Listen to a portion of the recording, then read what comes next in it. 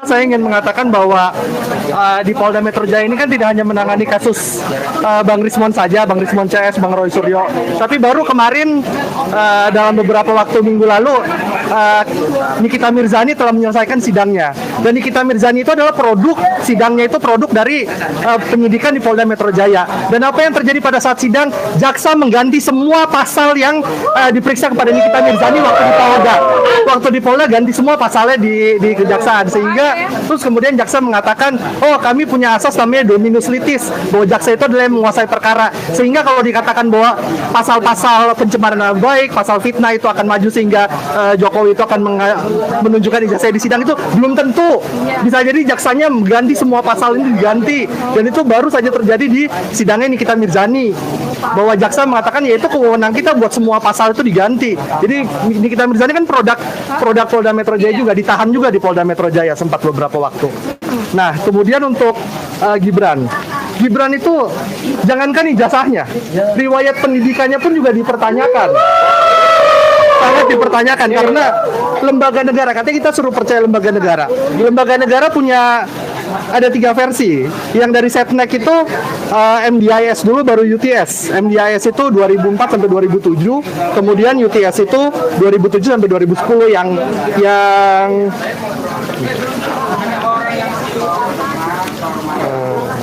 bentar ya. Karena kalau saya nggak seperti Termul ya, saya kalau ngomong ada data-datanya gitu. Iya betul. Hidup Termul. Bentar cari dulu yang, karena ada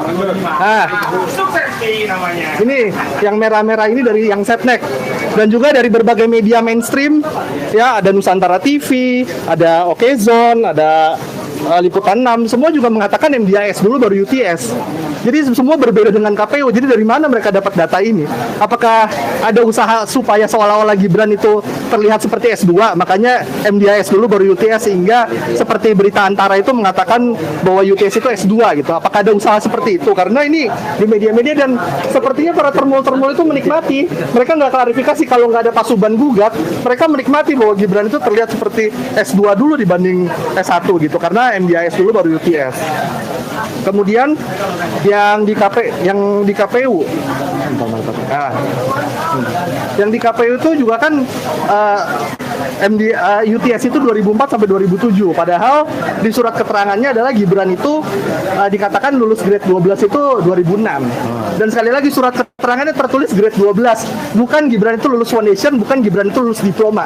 Jadi silakan kepada para pendukungnya cari program yang disebut grade 12 di UTS tahun 2004. Silakan cari, karena surat keterangan itu adalah grade 12. Gibran telah menyelesaikan grade 12, bukan Gibran menyelesaikan foundation, bukan Gibran menyelesaikan diploma. Jadi kalian carilah grade 12 itu apakah ada program seperti itu di UTS Insert. Jangan surat keterangan itu ditafsir lagi. Ya, masa surat keterangan telah menyelesaikan grade 12 itu ditafsir dulu. Oh, grade 12 itu maksudnya foundation. Oh, grade 12 itu maksudnya diploma. Masa surat keterangan ditafsir lagi gitu kan? Carilah program yang sesuai dengan tertulis bahwa Gibran telah menyelesaikan grade 12. Silakan kalian cari grade 12 itu apakah ada di UTS Insert program bernama grade 12. Dan juga kalau misalnya ditanya kenapa mesti ada aksi-aksi yang begini-begini, kan di sini ada ibu-ibu yang sudah pernah kirim surat ke Setnek kemana? Apakah dibalas? Suratnya apakah dibalas? Jadi katanya mesti baik-baik kirim surat nggak dibalas. Iya. Jadi makanya kalau kenapa mesti ada aksi-aksi begini, karena kalau dengan halus itu kurang ini. Jadi kita mesti menyuarakan dengan lebih kencang, meskipun dengan juga bahasa yang sopan gitu, bukan berarti jadi kasar-kasar. Coba saya tanya sedikit. Iya. Apakah ya dugaan masyarakat Roy Suryo dipaksa-paksa mau dipanggil karena sedang membongkar ijazah tadi, kemudian supaya terhenti penelitian itu tidak terbongkar ijazah Gibran? Ya sangat memungkinkan, karena apalagi kan kita sudah bisa lihat ya, ada beberapa juga yang berpendapat bahwa setelah Prabowo katanya mau pasang badan untuk KCIC WUS, terus kemudian habis itu tidak lama berikutnya Prabowo mengatakan bahwa Pak Jokowi itu adalah hopengnya, sahabat baik ya. Lalu besokannya ada penetapan tersangka.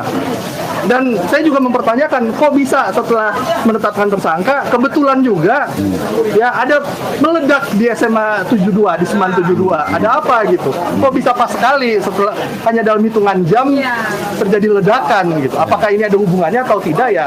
Saya bertanya-tanya. Jadi saya tidak menyatakan ada hubungan. Saya bertanya apakah ada hubungan? Kok bisa pas sekali gitu beberapa hari ini gitu? Iya, iya. Baik. Apalagi yang paling aneh bahwa Pak Roy, Bu Civa, Pak Rismon tuh sering dikatakan teroris. Apakah itu kualat karena sering mengatakan mereka yang bukan teroris, tiba-tiba ada ledakan, justru itu kan yang meledakan itu bukan Pak Roy Suryo, bukan Pak Rismon, bukan Bu Civa. Jadi siapa yang sebenarnya teroris gitu kan? Siapa yang sebenarnya melakukan teror? Gitu.